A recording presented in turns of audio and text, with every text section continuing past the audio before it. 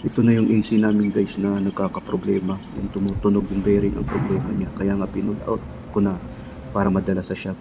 Nung pagdating sa shop guys, inassemble ko na. Tinanggal ko yung pan na yan. Tinanggal ko na lahat para mapalitan ng bearing. Yan na yung resulta niya guys nung natanggal na natin lahat. Yan na siya. So kailangan niya palitan ng bearing. Yan na yung motor ng ating pan guys, ng ating AC. Kaya kailangan talaga yan tanggalin para mapalitan ng bearing. Yun na yung resulta guys nung pinalitan na natin ng bearing.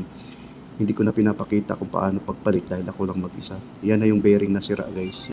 Yung dalawa na yan talagang sira na. Pag hindi na kasi smooth guys, tapos matigas na, wala na yan, sira na yan, yung bearing na yan.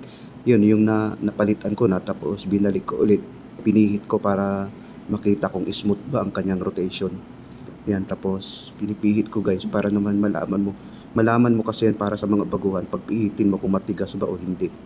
So okay naman siya. Ngayon, pinihit ko ng kamay, okay din. Ngayon, sinubukan ko na ating paandarin para makita din. Para makunan na rin ang ampere. Ang ampere niya ay 6.9 or 7.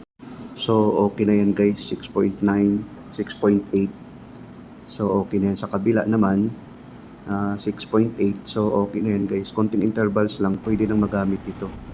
Yun ay yung ano niya guys, yung pan niya. Gumagana na rin. So okay na rin yung motor.